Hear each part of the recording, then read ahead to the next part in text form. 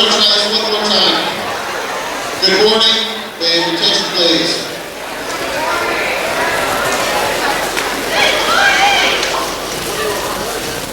Thank you. We've got an opportunity here today to bring to you a nationally recognized guest speaker. And all of you should be juniors and seniors. There may be some sophomores in here. But most of you are winding down, or very close to winding down your high school career. Big event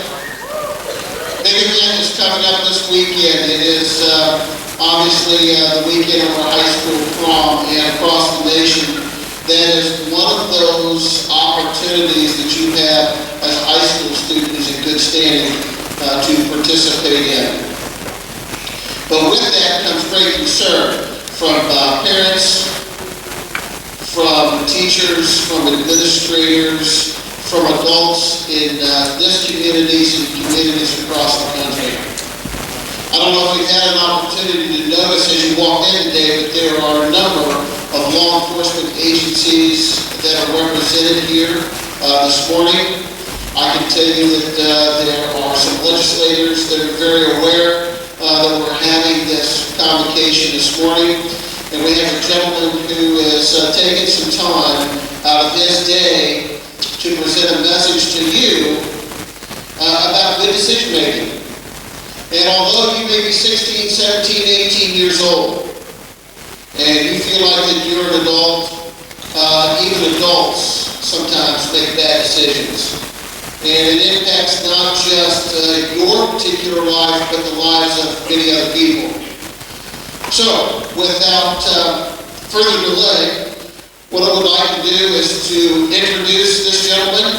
He is a state trooper from the state of Mississippi, and he comes to us this morning to give you a message, and his name is Mr. Pete Collins, and he is captain, I believe, with the Mississippi State Police. So, without further delay, Captain Collins.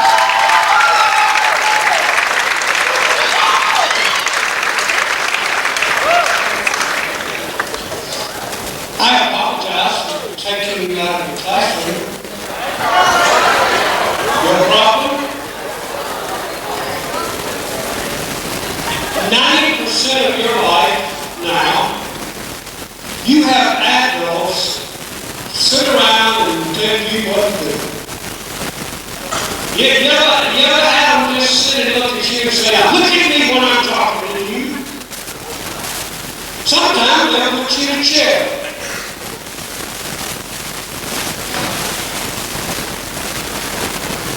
You think I'm going to work my fingers in a bowl and send you to school and you don't study? I'm not always going to be here to take care of you. Don't you roll those eyes at me. I brought you in this world. I can take you out. You heard. I used to say when I get out of high school, nobody's ever going to tell me what to do. I said, when I get out of high school, I'm going to get up when I want to get up. I'm going to go to bed when I want to go to bed. Nobody's going to tell me what to do. I got out of high school, I joined the Army. I said, but if I ever get out of the Army, nobody's ever going to tell me what to do. If I ever get out of the Army, I won't ever stand in line again. I won't ever eat potatoes for breakfast again. I got out of the Army. I got married. Now, fellas, you better write it down. Somebody's always going to tell you what to do. Just as long as you live, somebody's going to tell you what to do. But not me. I won't tell you what to do, gang, for a lot of reasons. Number one, after I tell you the first reason, you won't matter anyway what I say. First reason I won't tell you how to live is because I don't know if I know how to live myself. Now, I used to know. Teachers, there was a time I felt just about like I knew all there was to know about anything they wanted to know. But the older God has allowed me to live, the more I know what I don't know. This is what I don't know. How in the world do you decide I can't do that? Gang, have you ever been in a situation where you say, God, if you let me get out of this, I ain't never gonna do this anymore. And then you'll say, maybe I'll try it one more time. Or have you ever said, how in the world did I get out of that alive? Now, gang, I'm not going to tell you how to be a safe driver because I've wrecked more state patrol cars than you got fingers in the tongue. And in Mississippi, son, if you fix them before they find out about it, it ain't a wreck. And I have fixed a lot of patrol cars. But now, you ever had your parents tell you when they were your age? Dad, when I was your age, I thought that gas was entirely too expensive. We were paying $1.25 a gallon. You didn't have to have any insurance on your car. You could get you a job at one of those dollar-an-hour places and do good. But again, I'm just here to tell you what I know, and you tell me what you know. And then maybe we can learn a little bit about each other knowing this. Part of my job and part of these other law enforcement jobs, we take a seat in a chair just like that in court.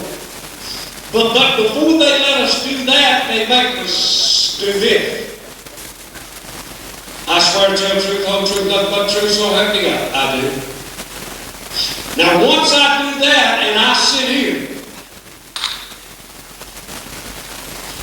if I tell a lie, they put me in jail. So what I'm going to tell you from this chair today is the truth, the whole truth, and nothing but the truth, so help me God.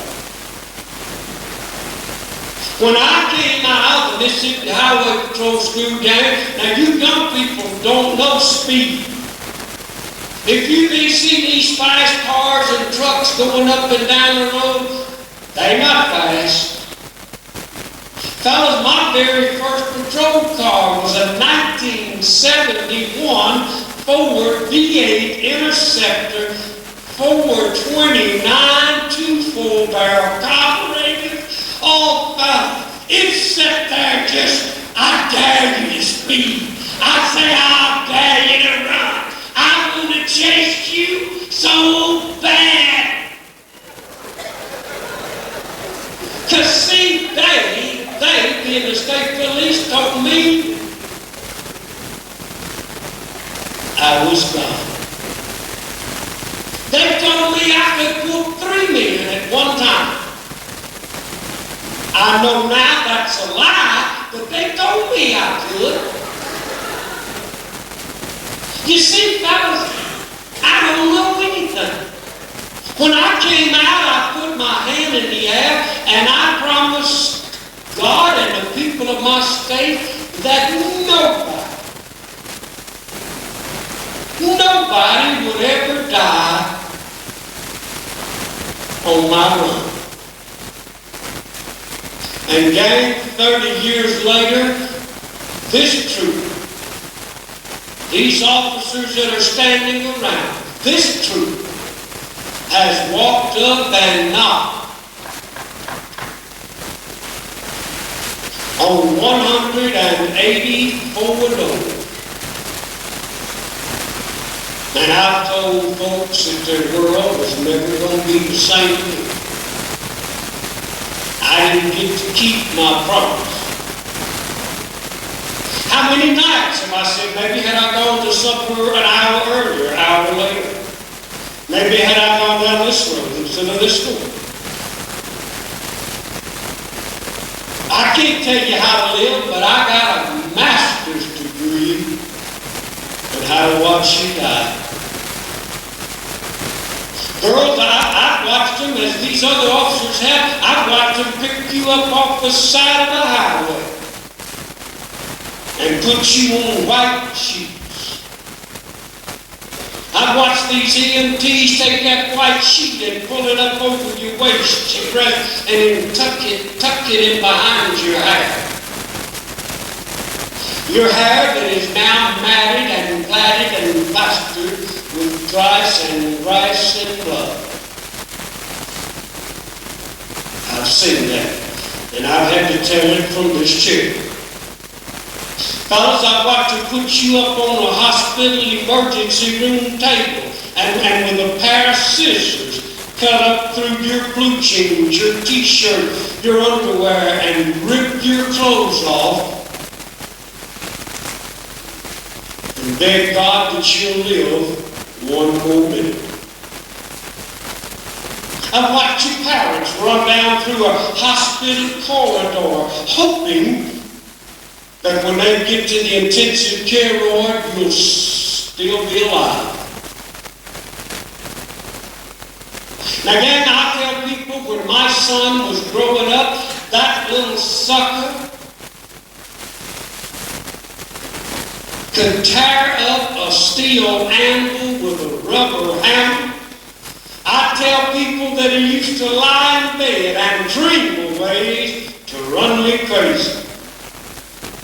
But I'd lie in bed and dream of ways of holding him under the water. I mean, teacher, I wanted to see the bubbles come up one time before that little sucker died. I wanted to hear him go, boom.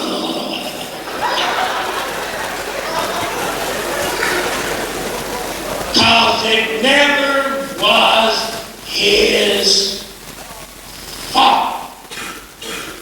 He's like you. I mean, I love you, but you're a professional con. You know how to lie, and you know how to lie with such precision. You know how to get your story straight. You'll say, now this is what we gonna say, and we sticking to it.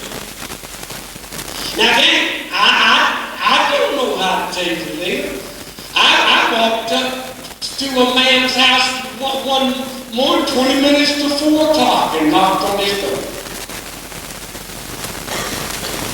He came to the door and I said, Mr. Burrell, you have a daughter, Suzanne? I sure do. Would you like to speak to her? Yes, sir. Now, gang, I knew, but I watched him. I watched him turn as he walked down through the corridor, calling his daughter's name, walking to her bedroom. Suzanne, there's a gentleman here to see you, darling. Get up. When he opened his daughter's door, window open, bed not slept in. I knew where she was. You see, gang, before bedtime, she and her best friend made plans that after everybody went to bed, they'd slip out the window and go riding with boys in a new IROC. This is what I know now. Teachers, the driver of the IROC, 26 years old, he had left the road at between 134 and 136 miles an hour. He hit a tree and a hood scoop came back through the windshield, decapitated the front tube. The driver's blood alcohol was .38.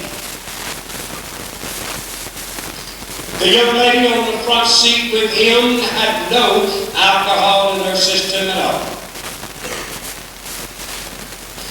The young man on the back seat was 19. His blood alcohol was 2.6.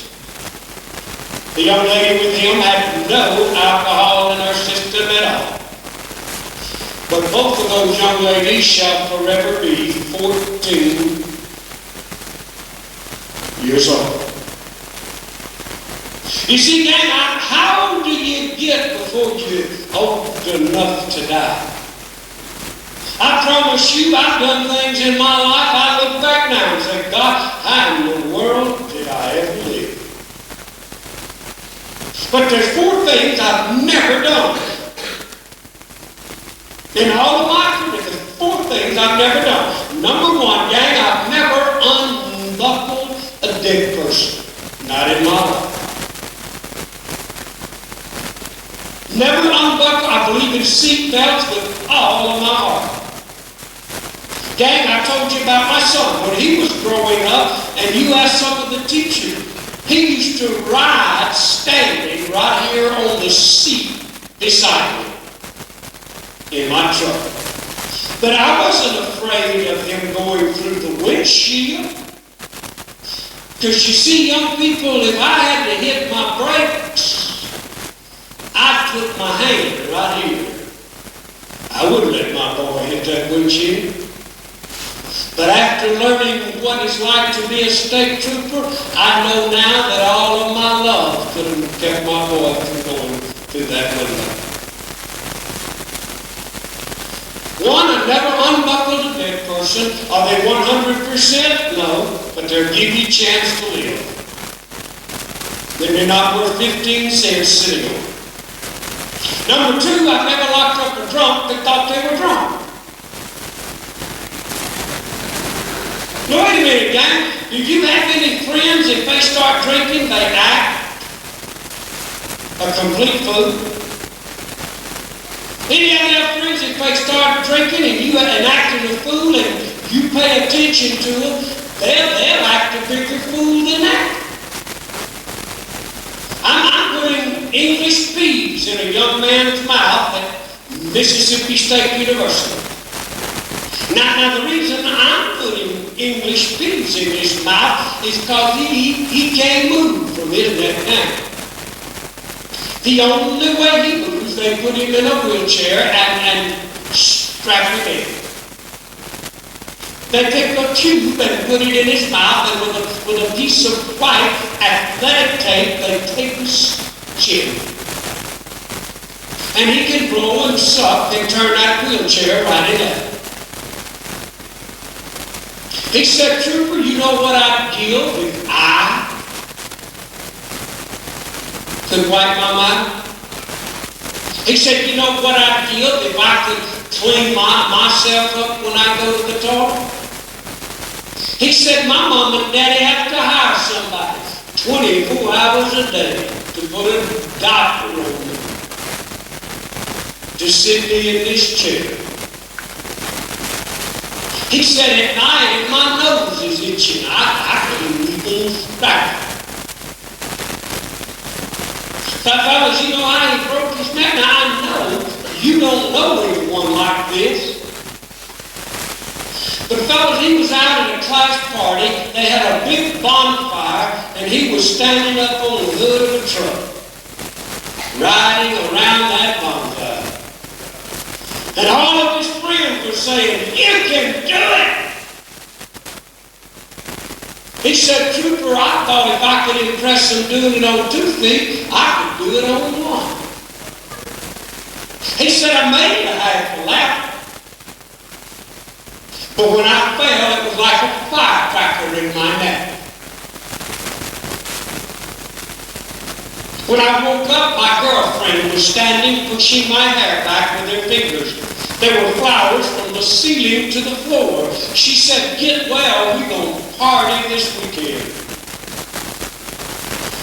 But gang, when she found out I'd never move again, all my flowers died. No one ever comes to see it. You can party with alcohol, but gang, if you get broken, crippled, or die, you do it alone. third thing I've never done, Jack, I've never tasted alcohol in any form. I've never drank a beer, never tasted. Why? Because I'm a saint? No.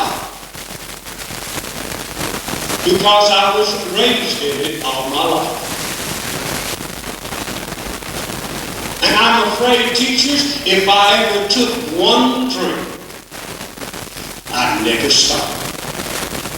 Now, some of you that are looking at me have already forgotten more about living in hell than I could ever describe. Some of you have already got more scars in your life than 10 lifetimes would ever equal. Some of you have literally raised yourself. Most of you that are looking at me, whatever you get in life, you'll have to earn it, and nobody's ever going to give you nothing. Girls, some of you, bless your loving heart, you'll marry the first thing that comes along just to get out of what you're in. Fellas, some of you have already made decisions that if you had all the money in the world, you couldn't take it back. Have any of you ever made a decision and 5 seconds after it was over, you'd say, why did I do that? Crazy me, why did I do that? Then all I can ever remember about growing up at my house was fussing and fighting and cussing and knocking all my life. My brother used to take us kids and hide us underneath the kitchen table when they'd all come in drunk so we wouldn't get in the fight. He used to say, don't worry, one day we'll have a mansion. I said, I don't want a mansion, I just want a place where I can live without fussing and fighting and cussing and knocking. That's why I don't do it. Fourth thing I've never done, I've never worked a wreck in my life where somebody died. Never. Never worked a wreck in my life where someone died that a drunk didn't kill. Are you saying that all fatalities are alcohol and drug related? No. I'm just telling you, this trooper never worked one that wasn't. The only reason I'm sitting here, that I'm thankful that the Indiana State Police and the County Sheriff's Department let me come learn from them. They're the finest in the nation. I try to learn from them and see what I can learn to try to take back to Mississippi. You see, the hardest thing I've ever done in my life was to be here. Reason I'm here, I committed the greatest cardinal sin any law enforcement officer could ever commit. There is no penance, no forgiveness. I will die with it against my case. Nothing I can do. Now I told you I never had a drink of alcohol, so I didn't have a wreck and kill somebody drunk. No, that's not it. My sin was I allowed teachers, I let my job get personal. Teachers, you know, especially this time of the year, you'll look around and you'll see someone not passing and someone not, and you say, God, what did I do wrong? They told us, if you die, let me just write your name down in a book and let you become a statistic. I don't want to know anything about you. I don't want to know where you go to school. You're just a name. I don't want to know about you. But one night my life changed forever. I'm not saying facetiously and certainly not sacrilegiously. But fellas, I had a car that would run 180 miles an hour. I had a gun and a badge. I fought I was God. I knew when I drove up to any situation, people would get on their knees and bow and say, we're saved. There's Stapley. I'm not being, I literally thought that. I thought I could do anything. Friday night, I was sitting in a Sonic drive-in when they called me. They said, you got a bad wreck at the county line. I said, no problem. God is in the room. Fellas, I kicked that big old Ford. In Mississippi, we have all blue lights, and those blue lights were flashing off of those Mississippi pine trees, and I just knew when I slid up, everybody would say, there he is. The dispatch called me, and they said, do you need helicopter Lifestar or Jaws of Light? It's a bad one. I'll check it. I'll check it. What? I thought it was God. About 3 miles from the wreck, they called me a second time. They called me a second time, and they said, it's a bad one. Do you need helicopter Lifestar or Jaws of Light? I said, no, I'll check it. Because I knew what I was going to do. Fellas, I was trained. I was going to slide that big Ford right up in the middle of the wreck. I was going to take that Smokey Bear hat. I was going to put it 2 fingers above the eye. I was going to step out. Who's in this car? Who's in this car? If you saw the wreck, step forward. If you didn't see it, back out of the way. My job is to get the traffic moving.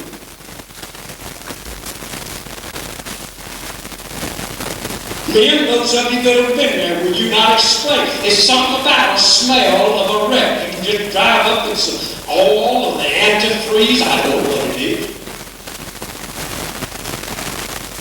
But when I slid that Ford up, gang, and took this left hand and put that black boot on that Mississippi pavement, my life changed forever. And I will never be the same. Wasn't my first fatality, wouldn't be my last, but I won't ever be the same. Men lying crossways of that center ribbon that traveled down that Mississippi highway. A woman was holding a little girl. Both of the little girl's legs were broken and her thighs folded up in her back. Those of you that have little brothers and sisters, you know how they will respond when they've been going. Before I could say one word to the lady, she pointed into the night. She said, we're all right, trooper, but go look over there. Somebody's hurt bad.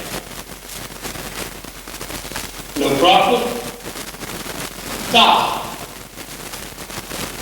Fellas, I passed her husband. Fellas, he was drunk, track racing, had his wife and child in the truck with him. Fellas, you don't hurt people you love. That young lady you're dating, that young lady you're going to go to prom with, fellas, you treat her with respect.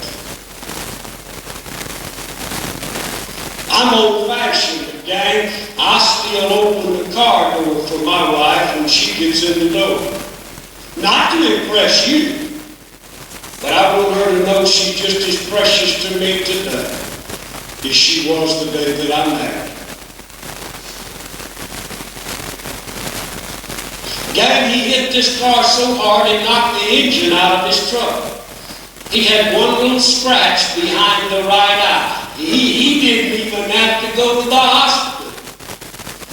But he was cursing trying to crank that truck and drive away. He has no idea that right over there is what's left of a man and his wife's whole world. Not one and not two, but every dream they have right there. I told you earlier that Jeff Collins growing up ran me crazy. I even told you that I lie in bed and dream of ways of holding him under the water. But there's not a parent in this room that does not know that's just. He's every home run I never hit. He's every touchdown I never made. He's every dream I've ever had. If you wanted to kill this Mississippi State Trooper, you wouldn't have to shoot me. You just tell me my boy's not coming home. You'll kill him.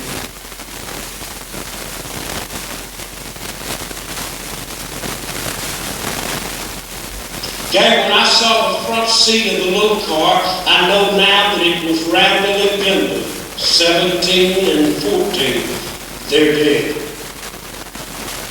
But the 15-year-old girl in the back shook my life for eternity. Lately, she had slivers of broken glass in her hair. And every time that blue light on top of my car would flash, her hair would twinkle at me like a Christmas tree. Fellas, she was pinned back by the front bumper of that automobile and the front part of the car pressing up against her breast, and she's looking out of a big hole that had been knocked in the side of that car. I came around, put my flashlight between the front seat and the doorpost so it would shine right on her face. Girl, I remember she had on a pair of corduroy blue jeans, a red flannel shirt, bright red lipstick, and a gold chain around her neck. At the bottom of that chain was a boy's class ring. I know now that she'd been going steady with the high school center. It was homecoming football game, and he played the whole game, fellas, thinking she was in the stands watching him.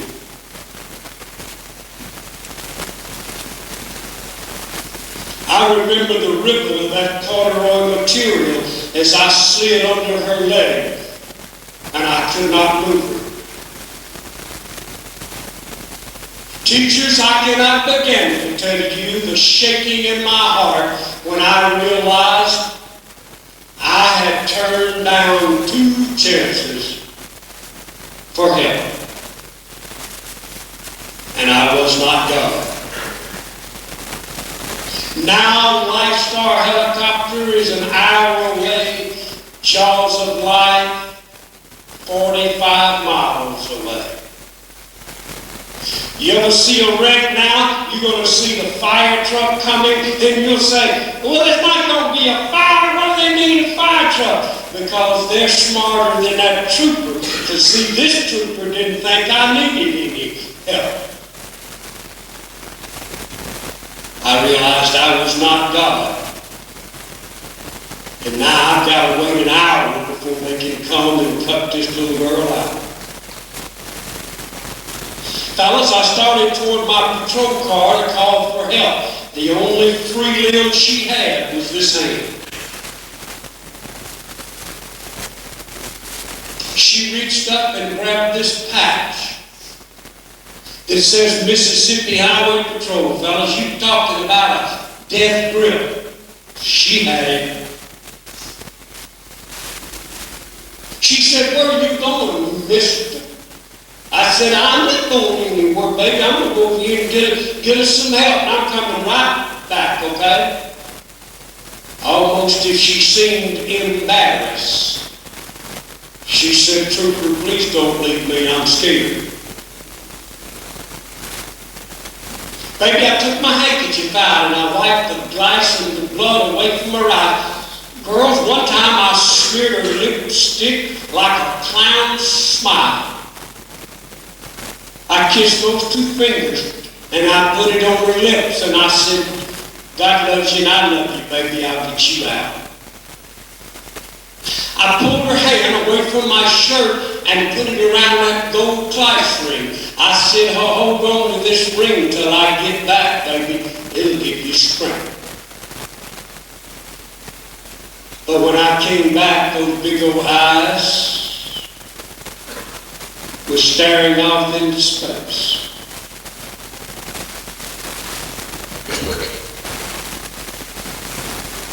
As I started to cross that highway, she said, Trooper, could you come back a minute? I put my hand in her eyes. I said, what, baby? She said, am I going to die? I said, no, darling. I won't let you die. She said, promise me. I crossed my heart. I said, I promise. And when I came back again, she didn't say anything.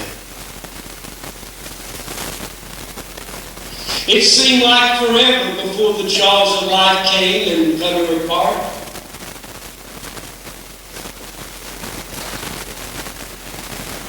I looked around. I said, does anybody know who these kids are?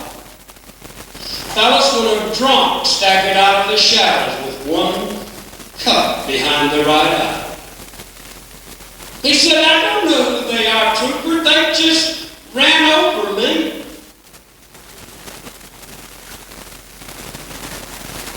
Gentlemen, the night he hit these kids, I issued him his 16th DUI. Nobody cares. It took a jury 22 minutes to find him not guilty of 3 charges of vehicular homicide. Nobody cares. Seniors, I don't know how to explain it, but on this side of the stage, you'll be a senior. You'll hear names you've never heard in your life. And in 15 seconds, you just used to go to school here. It's all over. I drove up a Mississippi highway and I turned off. I touched that mic as I had 1,000 times. I told the station I'd be out. The dispatcher said, is this where the kids live? I said, 10-4. He said, how many were killed? I said, all 3. He said, God be with you, son.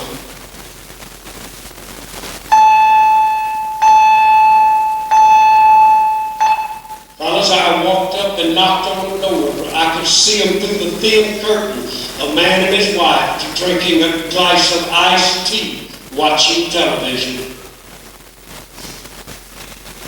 The man came to the door, turned the porch light on. He said, hey, Trooper, come on in. Mama, get up and fix this boy some supper. You hungry, son?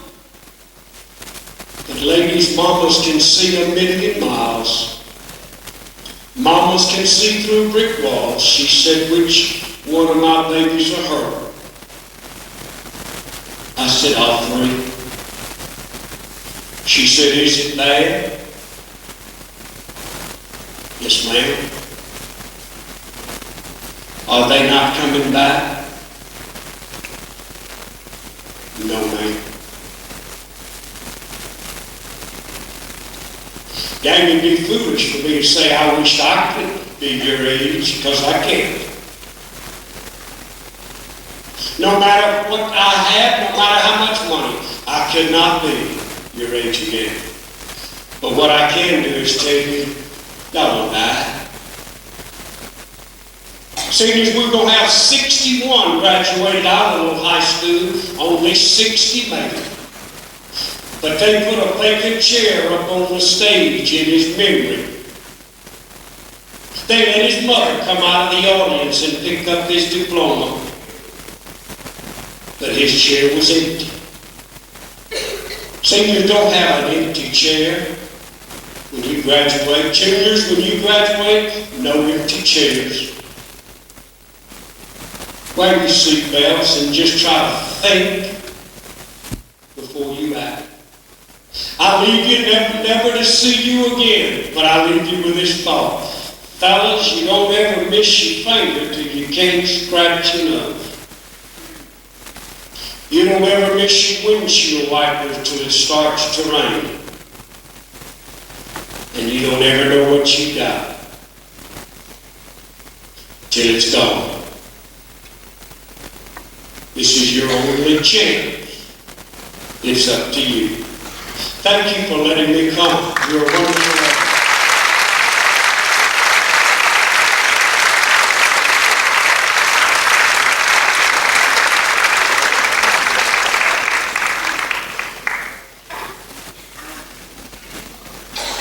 Thank you very much, Captain Collins. Hey, what I wanted to tell you is, that's not a commercial. That's real life, and those are real experiences. And so, as you think about this weekend, I'd like to do a couple things, and I said this at the top 20, and I'm going to say this to all of you. I want you to look back on yesterday, cherish today, and look forward to tomorrow. But in order to make it tomorrow, you've got to make good decisions. So as you leave here today, and as you prepare for the prom, I would encourage you to think about what Captain Collins had to say. I would encourage you to reflect on that and seriously take that to heart, because that truly is real life. Before I dismiss you, there are two groups I'd like to stay, and I'd like for you to stay here in the middle section. And those people are those students involved in Unity, and also those students involved in Project Ignition. The rest of you are now released to class. Thank you very much.